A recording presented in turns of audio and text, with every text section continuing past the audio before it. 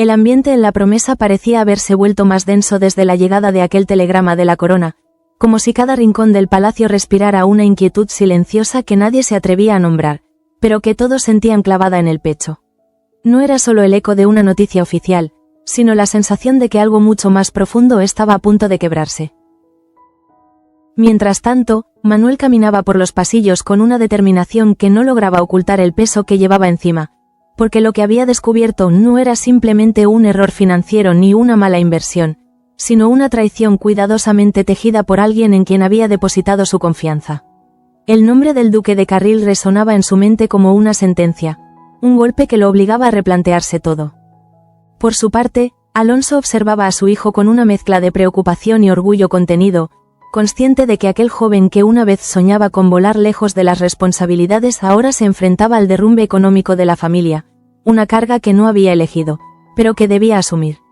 En sus ojos había preguntas, pero también un silencio prudente que revelaba su experiencia. Al mismo tiempo, Ciro regresaba al escenario con una presencia que no traía calma, sino una tensión aún mayor, porque su implicación en los asuntos financieros lo colocaba en una posición incómoda, casi sospechosa, frente a quienes ahora buscaban responsables. Su vuelta no era una solución, sino un recordatorio de decisiones que ya no podían deshacerse. En otra parte del palacio, Pía se movía con la habitual discreción que la caracterizaba, pero por dentro era un torbellino de dudas que no lograba silenciar, porque lo que sabía sobre Leocadia no era un simple rumor ni una sospecha vaga, sino una verdad capaz de alterar el equilibrio entero de la Promesa, y ese conocimiento pesaba más que cualquier deber. Poco después, Curro se cruzó con ella en uno de los corredores menos transitados, y aunque el encuentro fue aparentemente casual, ambos sintieron que aquel momento estaba cargado de todo lo que no se habían dicho durante demasiado tiempo. Sus miradas se encontraron con cautela, como si temieran romper algo frágil que apenas comenzaba a recomponerse. Curro, que llevaba consigo las cicatrices invisibles de su propia historia, no podía evitar sentir que Pía era una de las pocas personas capaces de comprenderlo más allá de su nombre o de su linaje, y sin embargo, entre ellos se levantaba ahora una barrera hecha de silencios y secretos que ninguno sabía cómo atravesar sin consecuencias. A su vez, Pía intentó sostener aquella conversación con naturalidad, pero cada palabra le resultaba pesada, porque sabía que estaba omitiendo algo esencial, algo que podría cambiar la forma en que Curro veía a Leocadia y, quizás, también su propio destino dentro del palacio. Esa omisión no era cobardía, sino miedo al impacto de la verdad. Mientras tanto, en los salones principales, la figura de Leocadia se deslizaba con la elegancia de quien domina el terreno que pisa, observando cada movimiento, cada gesto, como si estuviera siempre un paso por delante de los demás, midiendo cuidadosamente sus intervenciones para mantener el control sin necesidad de levantar la voz. Su mirada, aparentemente serena, escondía una estrategia constante, porque sabía que en la Promesa el poder no se ejerce con imposiciones evidentes, sino con influencias sutiles, con palabras colocadas en el momento preciso, con decisiones que parecen inevitables cuando en realidad han sido cuidadosamente guiadas desde la sombra. En ese contexto, Ángela aparecía como una pieza clave dentro de ese tablero invisible, atrapada entre su amor por Curro y las expectativas que su madre proyectaba sobre ella. Un conflicto que no solo era emocional, sino profundamente estructural, porque implicaba elegir entre el corazón y una posición social que no admitía debilidades. Curro, por su parte, no estaba dispuesto a ceder, y esa firmeza no nacía de la rebeldía impulsiva, sino de una convicción que había ido creciendo con el tiempo, alimentada por todo lo que había perdido y por la necesidad de aferrarse a algo que le perteneciera realmente, sin imposiciones externas. En paralelo, Vera atravesaba su propio proceso silencioso, observando a Santos con una mezcla de desconfianza y curiosidad, porque el comportamiento del lacayo había cambiado de forma tan evidente que resultaba imposible ignorarlo, como si una parte de él hubiera despertado de repente, obligándolo a replantearse su forma de actuar. Santos, que durante mucho tiempo había sido percibido como alguien rígido y distante, parecía ahora arrastrar un conflicto interno que lo volvía más humano, más vulnerable, y esa transformación no pasaba desapercibida para Vera, quien empezaba a considerar la posibilidad de que entre ellos pudiera existir algo distinto a lo que habían conocido hasta entonces. Al cabo de un momento, la tensión en la zona de servicio alcanzó un punto crítico cuando Cristóbal volvió a dirigir sus reproches hacia Pía, utilizando un tono que ya no era simplemente autoritario, sino claramente humillante, como si buscara no solo imponer disciplina, sino también reafirmar su poder a través del desgaste de los demás. Teresa, que había observado aquella dinámica durante demasiado tiempo, decidió intervenir, y su gesto no fue impulsivo, sino fruto de una acumulación de injusticias que ya no podía tolerar, porque entendía que el silencio solo perpetuaba una jerarquía abusiva que estaba erosionando la dignidad de quienes sostenían el funcionamiento del palacio. La reacción de Cristóbal no tardó en llegar, cargada de una frialdad que revelaba hasta qué punto consideraba cualquier oposición como una amenaza directa a su autoridad, pero aquella confrontación marcó un punto de inflexión, porque dejó claro que el miedo empezaba a transformarse en resistencia.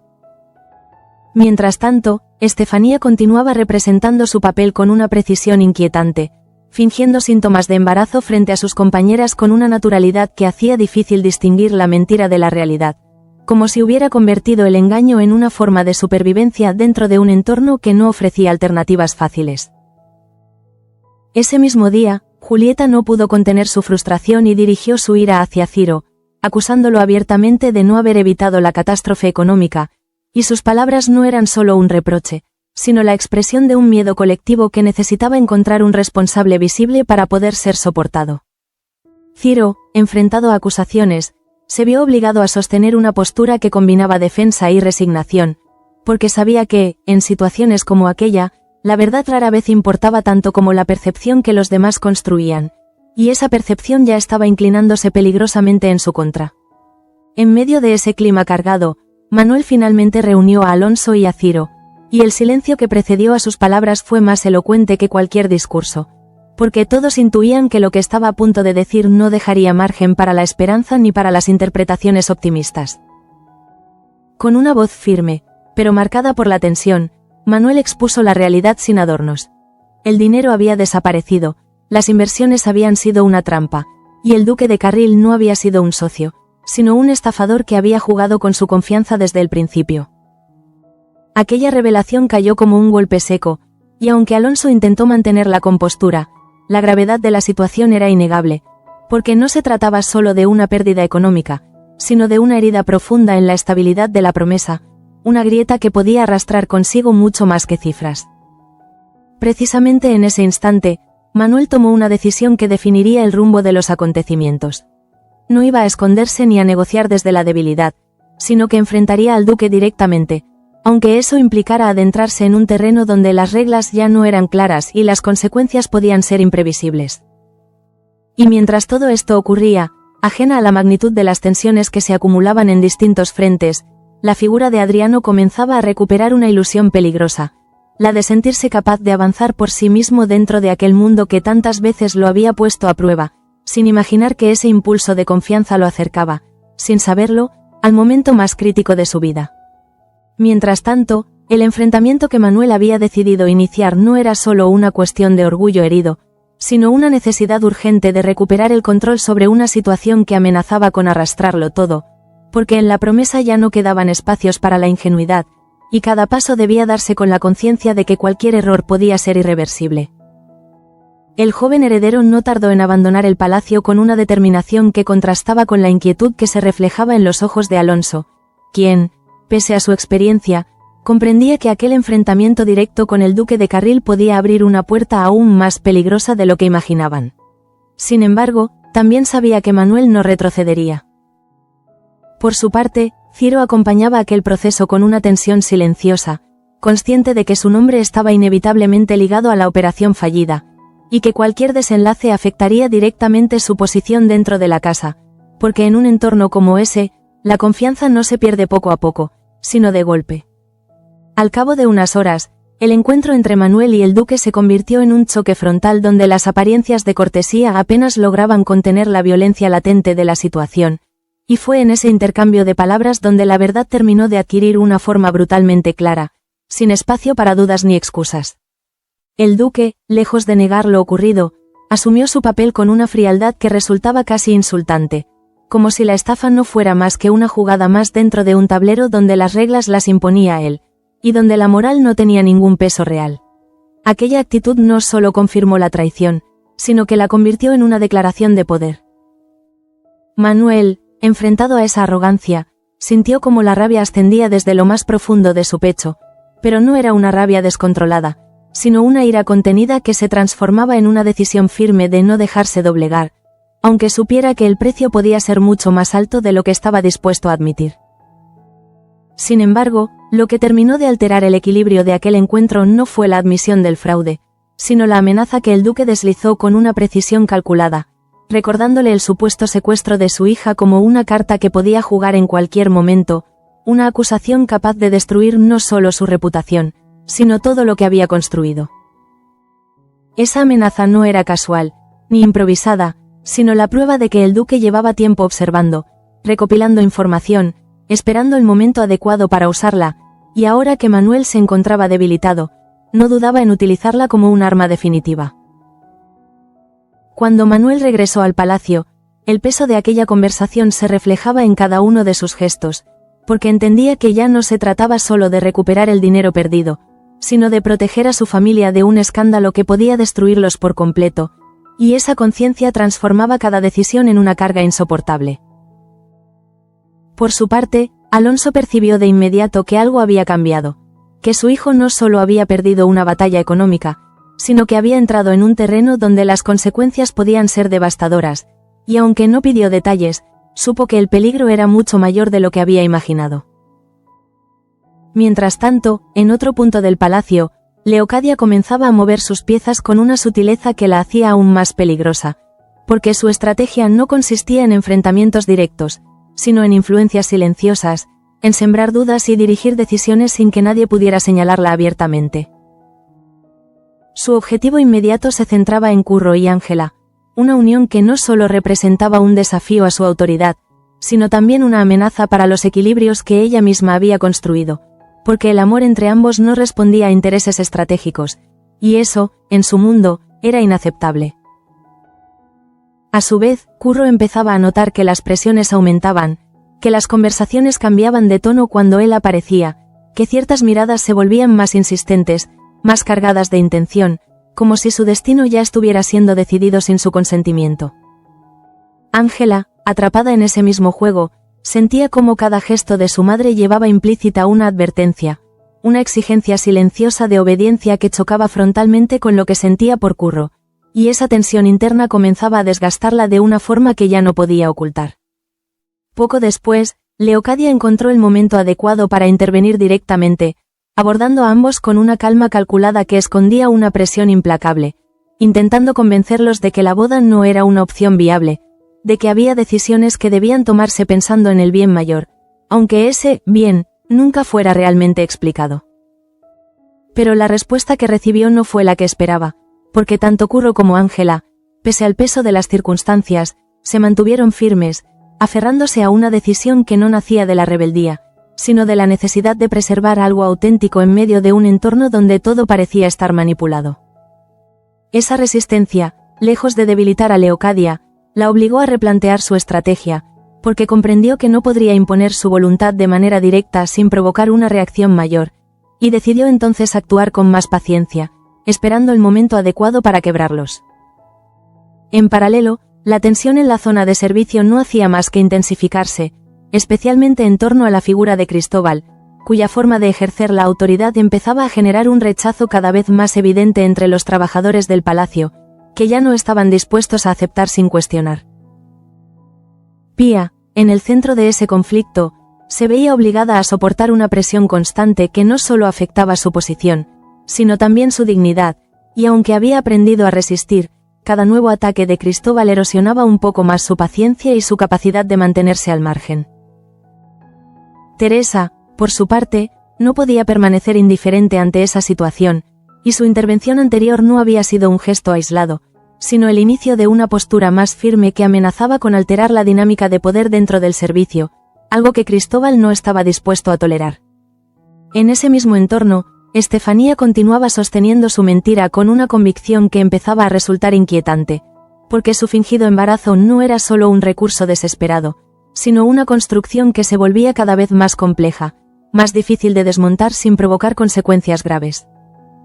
Cada gesto suyo, cada síntoma exagerado, cada comentario insinuado frente a sus compañeras, contribuía a consolidar una narrativa que, aunque falsa, comenzaba a adquirir la apariencia de una verdad aceptada, y eso la colocaba en una posición peligrosamente inestable. Mientras tanto, Vera observaba de cerca la evolución de Santos, intentando descifrar hasta qué punto aquel cambio era real o simplemente una fachada, porque la experiencia le había enseñado que en la promesa las transformaciones raramente eran espontáneas. Santos, sin embargo, parecía arrastrar un peso que ya no podía ocultar, y esa carga lo llevó finalmente a tomar una decisión que podría alterar su destino. Acudir a Samuel para confesarse, buscando quizás una forma de aliviar su conciencia, o tal vez de prepararse para lo que sabía que estaba por venir. Ese gesto, aparentemente íntimo, tenía implicaciones mucho más amplias, porque en un entorno donde cada secreto es una moneda de cambio, cualquier confesión puede convertirse en un detonante capaz de desencadenar nuevas tensiones, nuevas alianzas, nuevos conflictos. Y mientras todas estas tramas avanzaban en paralelo, sin llegar a cruzarse del todo pero influyéndose mutuamente, Adriano comenzaba a sentir una confianza renovada en su propia capacidad, una sensación de avance que, lejos de ser prudente, estaba cargada de una imprudencia sutil.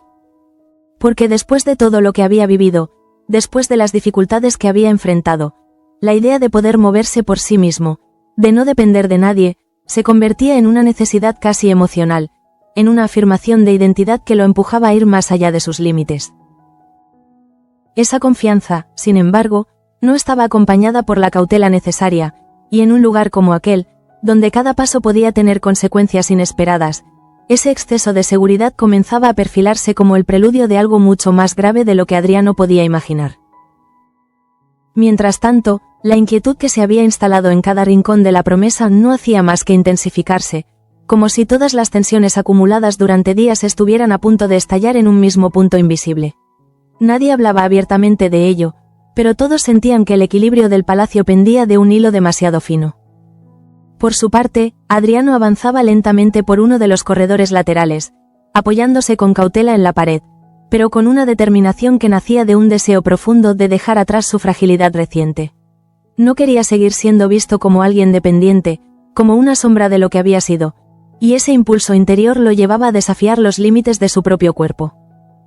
Cada paso que daba era un pequeño triunfo, una afirmación silenciosa de su voluntad, pero también una prueba peligrosa, porque en su intento por recuperar la normalidad estaba ignorando las advertencias que le habían hecho, convencido de que ya no necesitaba la ayuda constante de Martina ni de Jacobo.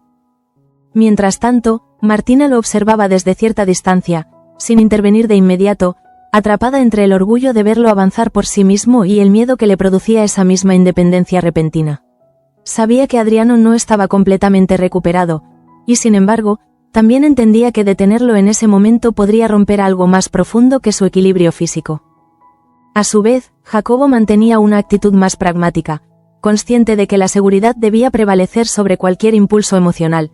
pero incluso él parecía dudar ante la insistencia de Adriano, como si comprendiera que aquella necesidad de autonomía era más fuerte que cualquier argumento racional.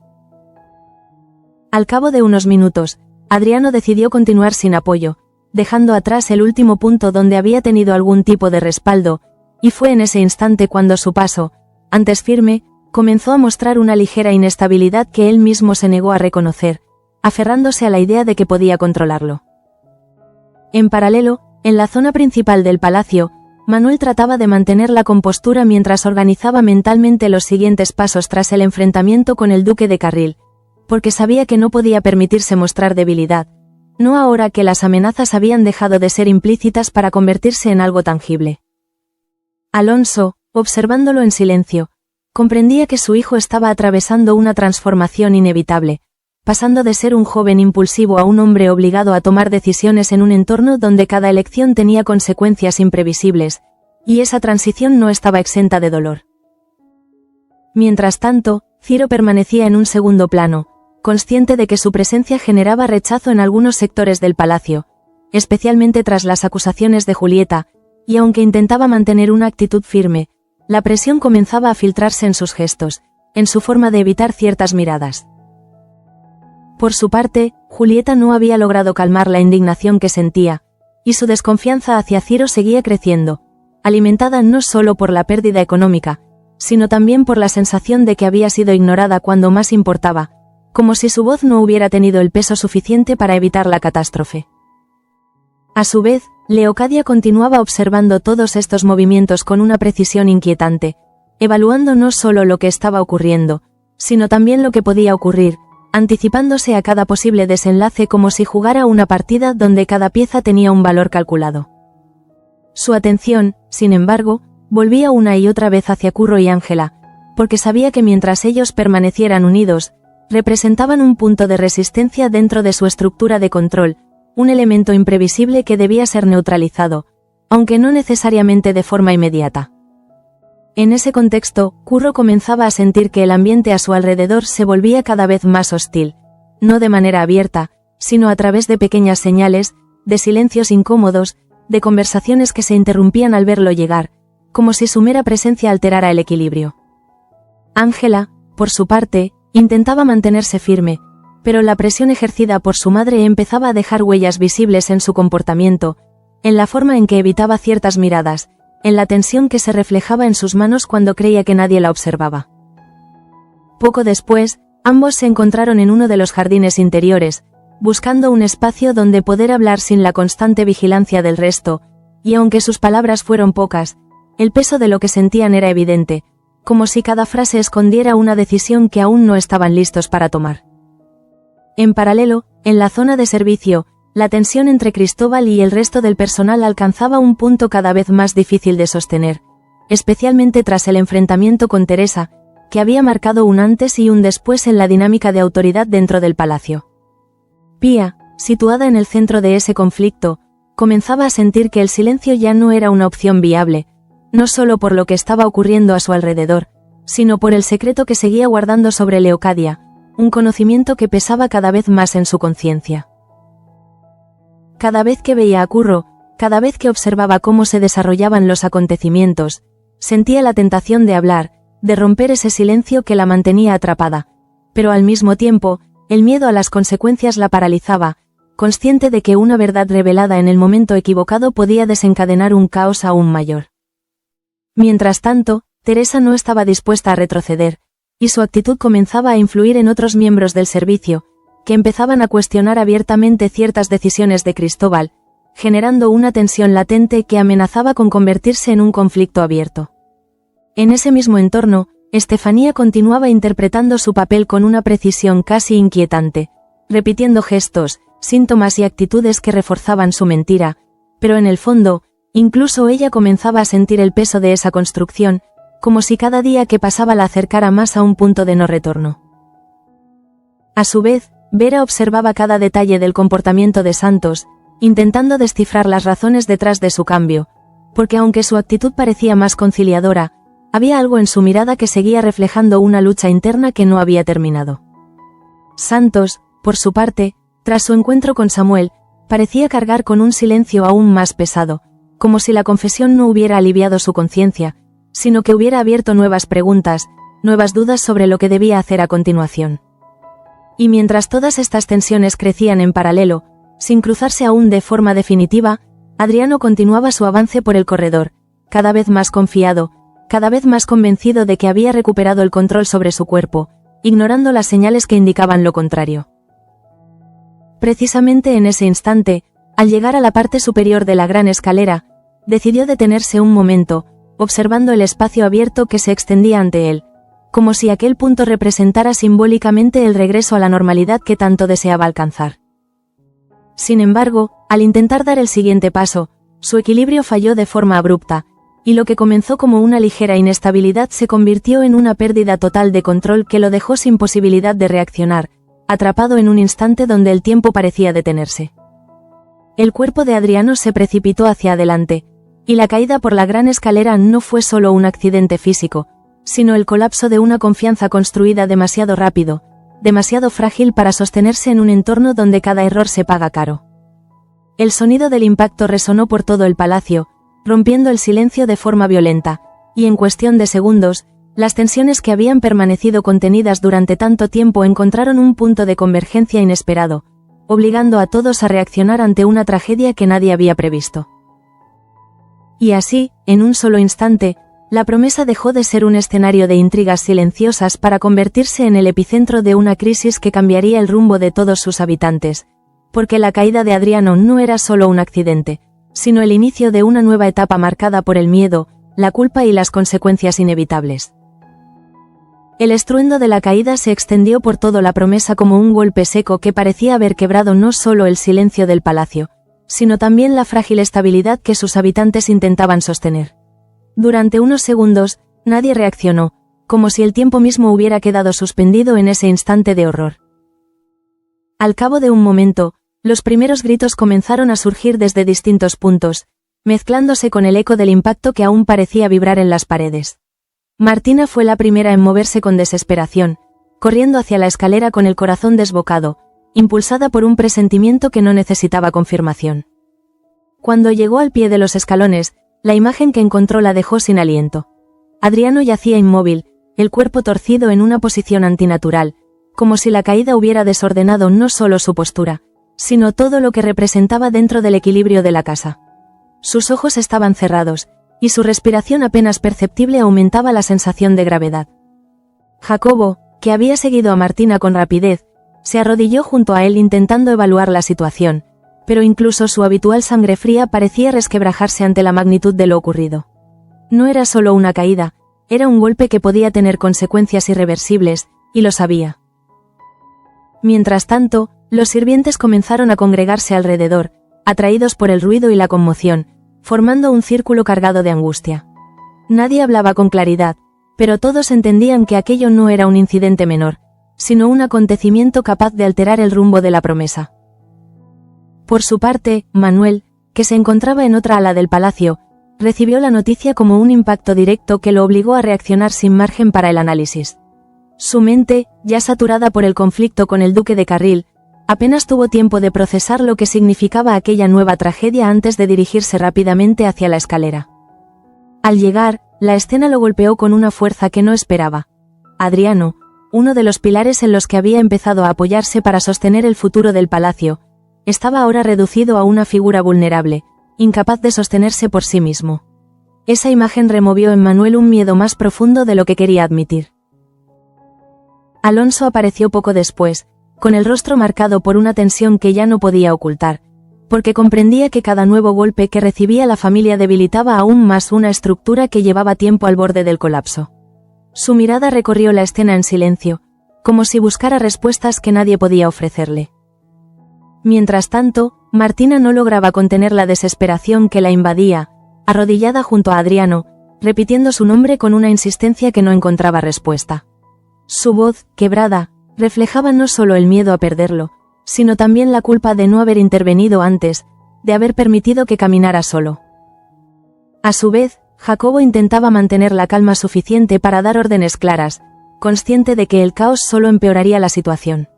Indicó que trajeran ayuda, que despejaran el espacio, que alguien buscara asistencia médica de inmediato, pero incluso esas instrucciones sonaban frágiles frente a la incertidumbre.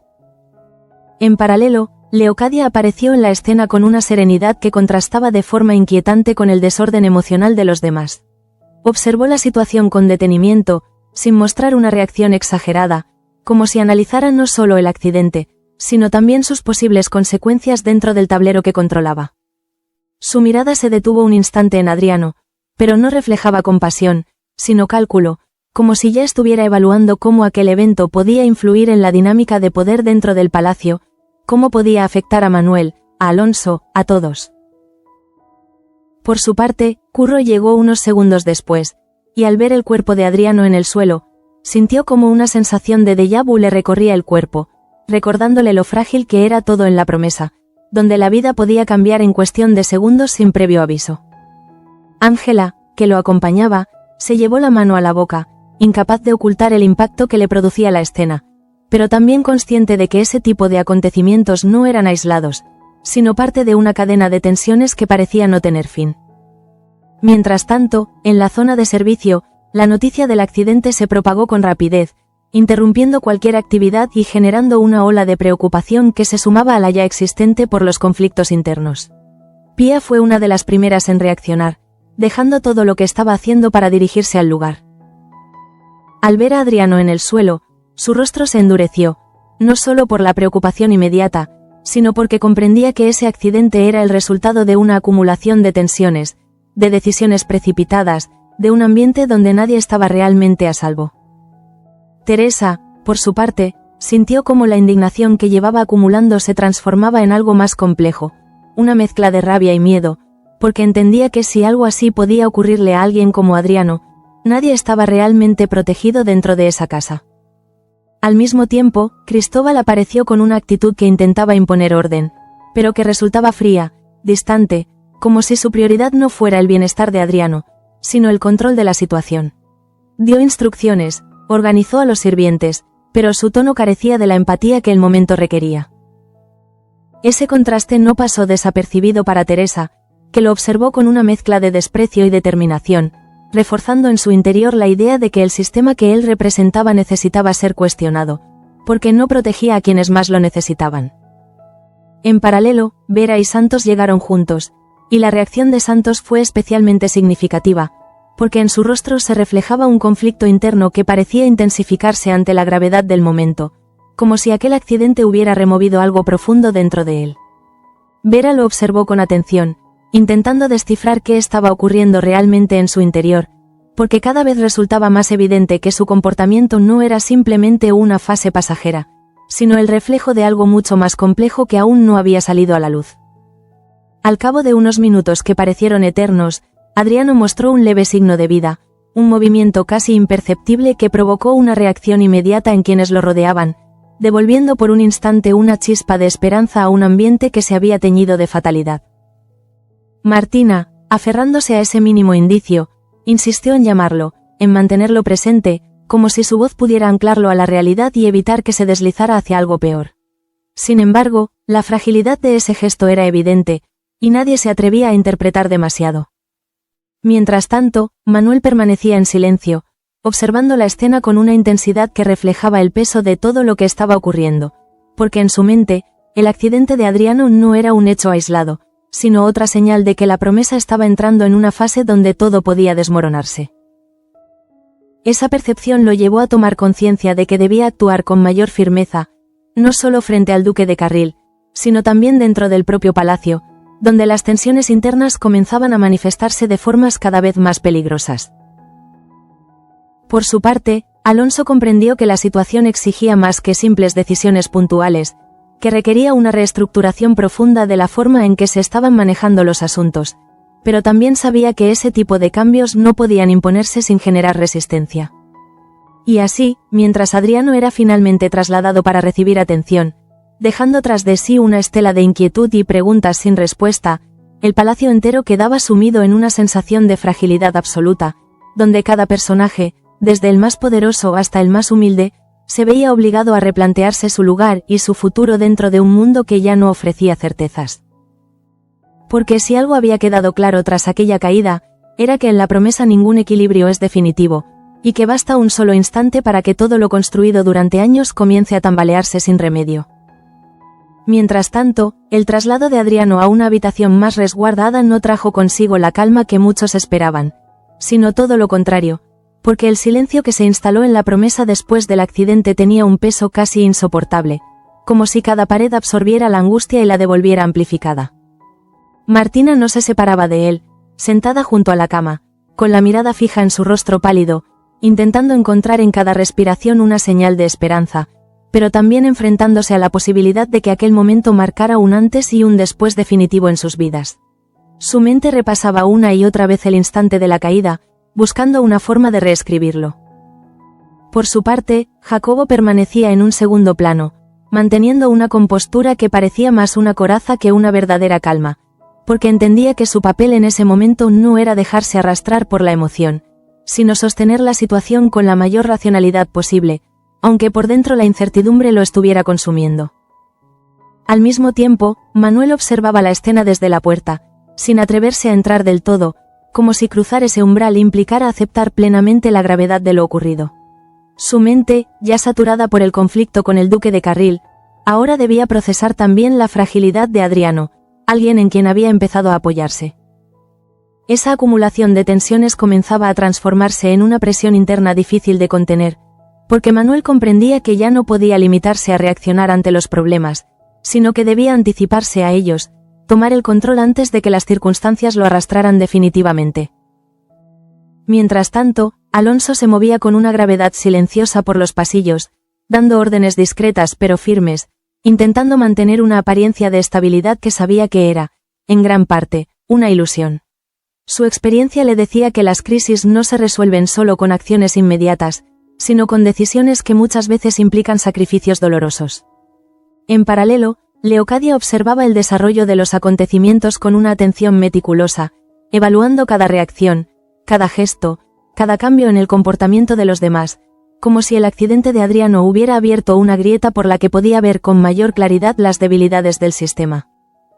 No era compasión lo que reflejaban sus ojos, sino una forma de cálculo frío, porque comprendía que en momentos de crisis es cuando las estructuras de poder se redefinen, cuando las alianzas cambian y las posiciones se reconfiguran de manera irreversible. Por su parte, Curro se mantenía cerca, sin intervenir demasiado, pero con una tensión visible en cada uno de sus movimientos, porque la caída de Adriano no solo lo afectaba a nivel emocional, sino que reforzaba una sensación que no lograba ignorar. En la promesa, nadie estaba a salvo, y cualquier paso en falso podía tener consecuencias devastadoras. Ángela, junto a él, compartía esa inquietud, aunque la vivía de forma más contenida, atrapada entre el deseo de permanecer firme y la presión constante que su madre ejercía sobre ella. El accidente no hacía más que intensificar ese conflicto interno, recordándole lo frágil que era todo. Poco después, la noticia del estado de Adriano comenzó a circular con mayor claridad entre los habitantes del palacio, generando una ola de reacciones que iban desde la preocupación sincera hasta el temor por las implicaciones que aquello podía tener en el funcionamiento general de la casa. En la zona de servicio, Pía intentaba mantener el orden mientras procesaba internamente lo ocurrido, pero cada vez le resultaba más difícil separar su rol de su conciencia, porque entendía que el accidente era, en cierto modo, el resultado de un ambiente cargado de tensiones que nadie había sabido o querido aliviar. Teresa, por su parte, no ocultaba su inquietud, pero su mirada iba más allá del hecho inmediato, como si percibiera que lo ocurrido con Adriano era solo una manifestación visible de un problema más profundo, de una estructura que estaba empezando a resquebrajarse desde dentro.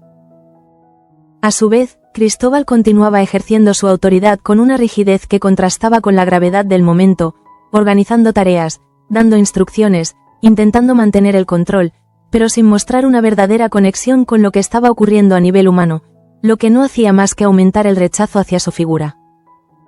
Ese distanciamiento no pasó desapercibido para Teresa, que lo observaba con una mezcla de frustración y determinación, reafirmando su convicción de que el sistema que él representaba necesitaba ser cuestionado, porque no ofrecía protección ni comprensión a quienes realmente lo sostenían.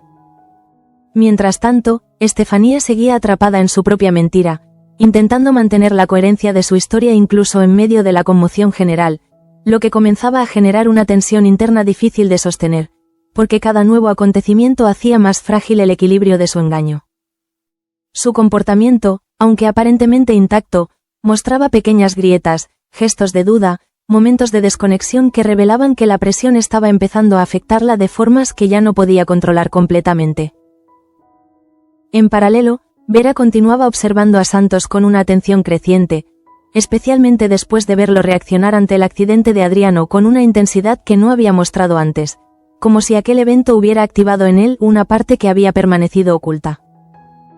Santos, por su parte, parecía más distante tras su confesión con Samuel, como si hubiera cruzado un umbral interno que lo alejaba del resto, sumido en un proceso que nadie más parecía comprender del todo, pero que claramente influía en su forma de actuar. Al cabo de un tiempo, la tensión acumulada en el palacio comenzó a manifestarse de forma más evidente en pequeñas interacciones, en miradas que evitaban el contacto, en conversaciones que se interrumpían abruptamente, creando una atmósfera donde la incertidumbre era casi tangible. Manuel, consciente de todo esto, empezó a considerar la necesidad de tomar decisiones que hasta ese momento había evitado, no solo en relación con el duque de Carril, sino también respecto a la organización interna de la promesa, porque entendía que la situación ya no permitía mantenerse en una posición pasiva. Esa reflexión no era sencilla, porque implicaba enfrentarse no solo a enemigos externos, sino también a dinámicas internas profundamente arraigadas, a estructuras que habían definido el funcionamiento del palacio durante años y que ahora comenzaban a mostrar sus límites. Por su parte, Alonso percibía ese cambio en su hijo, esa evolución que lo empujaba a asumir un rol más activo, pero también más expuesto, y aunque no lo detenía, no podía evitar sentir una preocupación creciente por las consecuencias que aquello podía tener. Mientras tanto, en la habitación donde Adriano permanecía inconsciente, el tiempo parecía haberse detenido, marcado únicamente por el ritmo irregular de su respiración y la vigilancia constante de Martina, que se negaba a abandonar su lado, como si su presencia pudiera sostenerlo en la vida.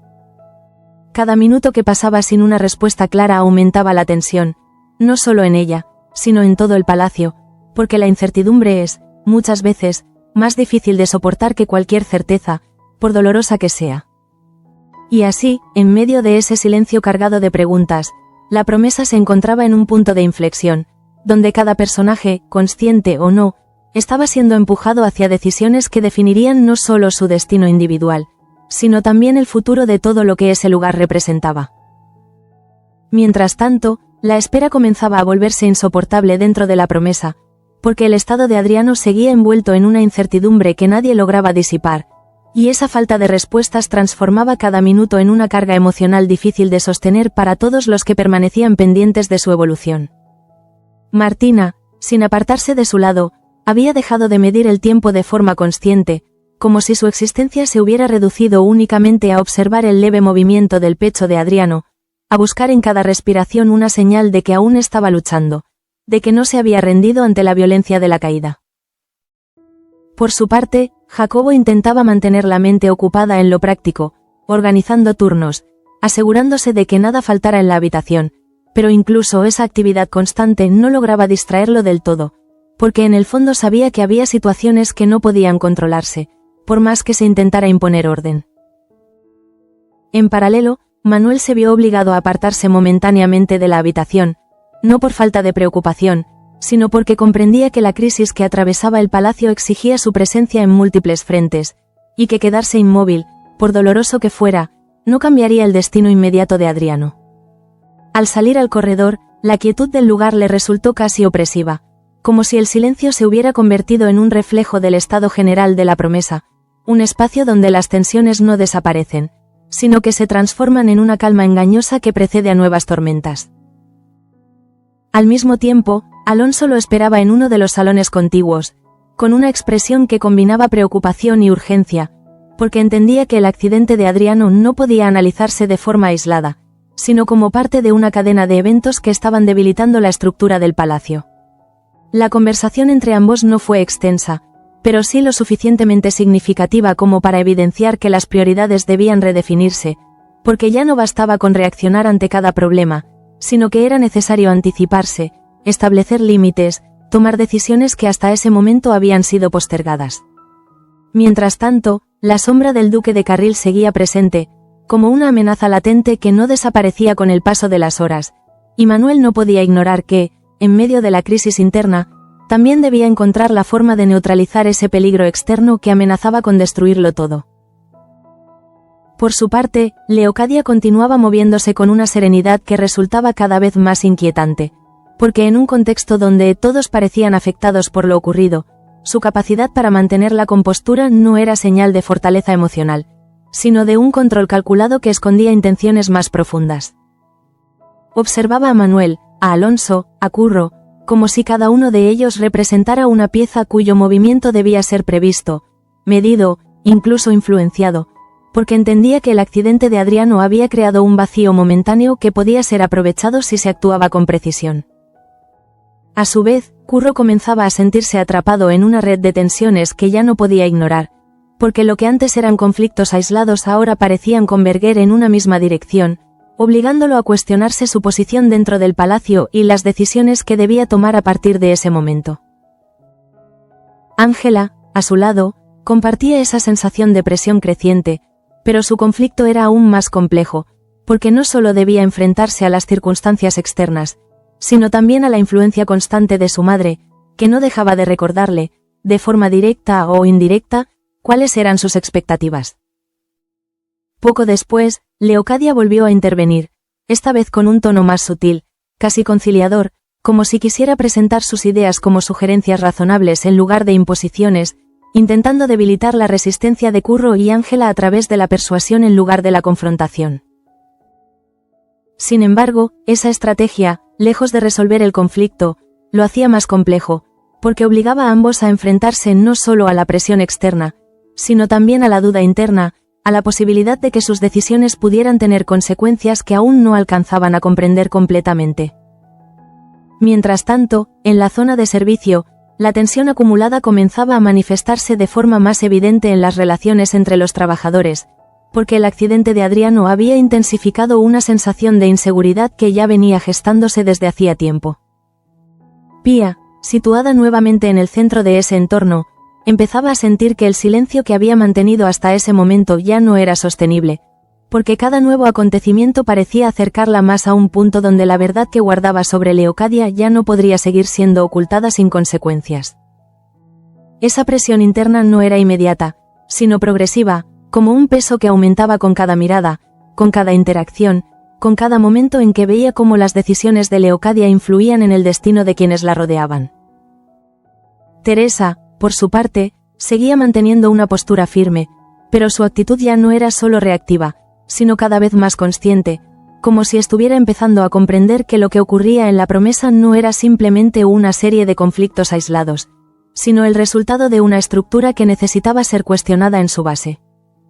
Cristóbal, sin embargo, no parecía dispuesto a ceder terreno, y su forma de ejercer la autoridad se volvía cada vez más rígida, más inflexible, como si percibiera que cualquier signo de debilidad podía desencadenar una pérdida de control que no estaba dispuesto a permitir. Ese contraste entre la necesidad de cambio y la resistencia a ese cambio comenzaba a generar una tensión constante que afectaba no solo el funcionamiento del servicio, sino también el ambiente general del palacio. En paralelo, Estefanía continuaba atrapada en su propia construcción, intentando sostener una mentira que cada vez requería más esfuerzo, más coherencia, más control, y que comenzaba a mostrar grietas que, aunque pequeñas, eran suficientes para generar dudas en quienes la observaban con mayor atención.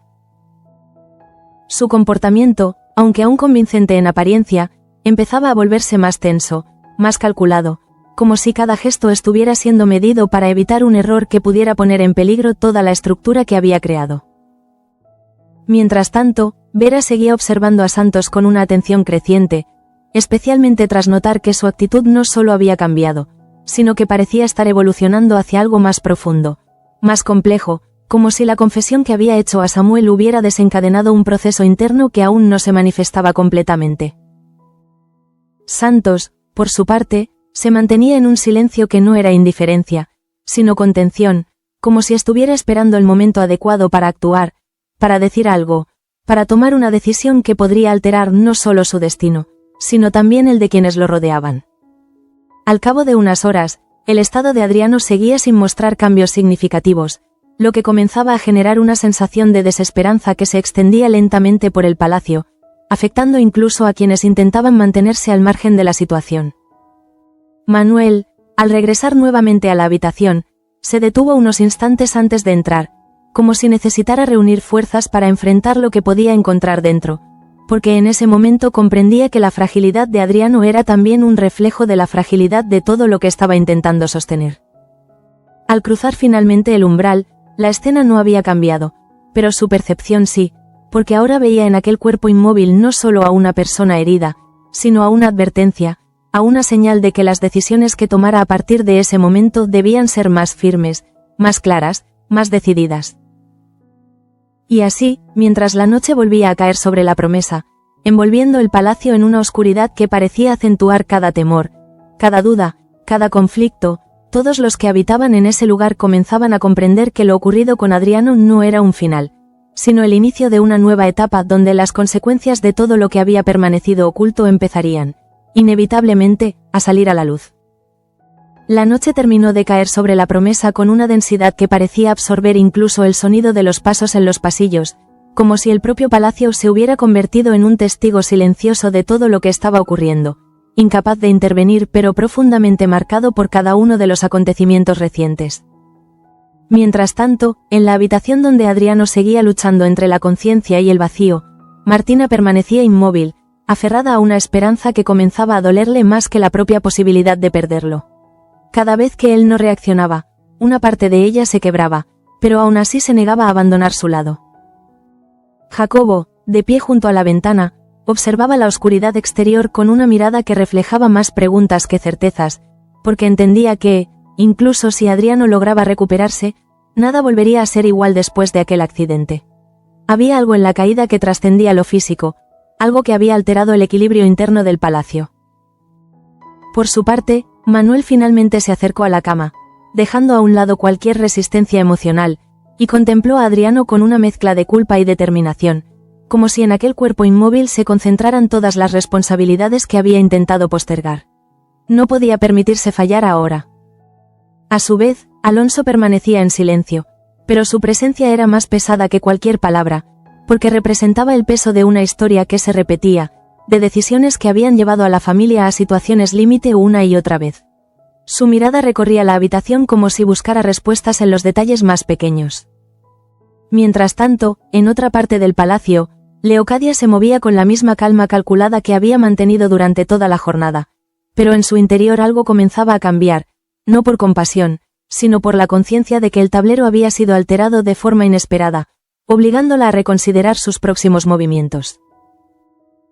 El accidente de Adriano no formaba parte de sus planes, y precisamente por eso resultaba aún más peligroso, porque los elementos fuera de control son los que más fácilmente pueden desestabilizar una estrategia cuidadosamente diseñada.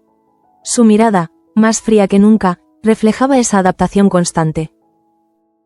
Por su parte, Curro no lograba apartarse del todo de la escena, aunque se mantuviera en segundo plano, porque sentía que lo ocurrido no era una simple coincidencia, sino una señal más dentro de un conjunto de tensiones que llevaban tiempo acumulándose sin encontrar salida. Ángela, junto a él, compartía ese presentimiento, aunque no sabía cómo expresarlo sin que sonara a miedo irracional, porque en la promesa, incluso las tragedias parecían tener un significado oculto, una consecuencia que iba más allá de lo evidente. Poco después, la noticia del accidente comenzó a reinterpretarse en distintos niveles dentro del palacio, generando rumores, hipótesis, incluso sospechas que nadie se atrevía a formular abiertamente, pero que empezaban a circular como un murmullo constante entre los habitantes. En la zona de servicio, Pía se enfrentaba a un conflicto interno cada vez más difícil de sostener, porque el accidente de Adriano le recordaba que el tiempo no era infinito, que las decisiones que evitaba tomar podían tener consecuencias irreversibles, y que el silencio, en ciertos momentos, se convierte en una forma de complicidad. Teresa, al observarla, percibía esa lucha interna, aunque no conociera todos los detalles, y comenzaba a comprender que había verdades ocultas que influían en todo lo que estaba ocurriendo, verdades que, de salir a la luz, podrían cambiar completamente la dinámica del palacio. Cristóbal, por su parte, intentaba restablecer la normalidad en la medida de lo posible, pero su insistencia en el orden comenzaba a resultar artificial, desconectada de la realidad emocional que atravesaban todos, como si se negara a reconocer que la estructura que intentaba sostener estaba siendo puesta a prueba. Mientras tanto, Estefanía continuaba con su engaño, pero ya no con la misma seguridad, porque incluso ella comenzaba a sentir que el entorno se volvía cada vez más inestable, más imprevisible, y que su mentira podría desmoronarse en cualquier momento si las circunstancias seguían escapando a su control. En paralelo, Vera y Santos se encontraban en un punto delicado, donde la cercanía reciente entre ambos empezaba a adquirir un significado distinto, más profundo, pero también más incierto, porque las confesiones de Santos no habían aclarado todo, y su silencio seguía ocultando partes esenciales de su historia. Santos, consciente de ello, parecía debatirse entre la necesidad de hablar y el miedo a las consecuencias, como si supiera que revelar la verdad no solo lo liberaría a él, sino que también podría desencadenar una reacción en cadena que afectaría a muchos más. Al cabo de unas horas, la noche se volvió aún más silenciosa, y en ese silencio, cada personaje se encontró a solas con sus propios pensamientos, con sus propios temores, con las decisiones que sabía que debía tomar pero que aún no estaba preparado para enfrentar. Manuel, sentado finalmente junto a Adriano, tomó una decisión que no verbalizó, pero que se reflejó en la firmeza de su mirada. No permitiría que el caos siguiera avanzando sin oposición, no permitiría que los enemigos externos ni las tensiones internas continuaran debilitando lo que aún quedaba en pie. Alonso, al percibir ese cambio, comprendió que su hijo estaba dando un paso definitivo hacia un liderazgo que no admitía vacilaciones, pero también sabía que ese camino implicaba enfrentarse a fuerzas que no siempre se pueden controlar. Leocadia, desde la distancia, también percibió ese cambio, y aunque no reaccionó de forma visible, su mente ya estaba ajustando estrategias, considerando nuevas posibilidades, nuevas formas de mantener su influencia en un entorno que comenzaba a transformarse.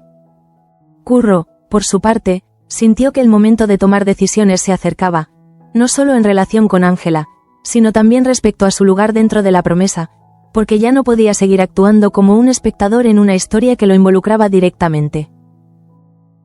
Y así, en medio de esa red de tensiones, silencios y decisiones pendientes, el accidente de Adriano dejó de ser un hecho aislado para convertirse en un punto de inflexión, en el detonante de una serie de cambios que, aunque aún no se manifestaban completamente, ya habían comenzado a transformar la esencia misma del palacio. Porque en la promesa, cada caída deja una huella, y cada huella, tarde o temprano, conduce a una verdad que nadie puede evitar enfrentar.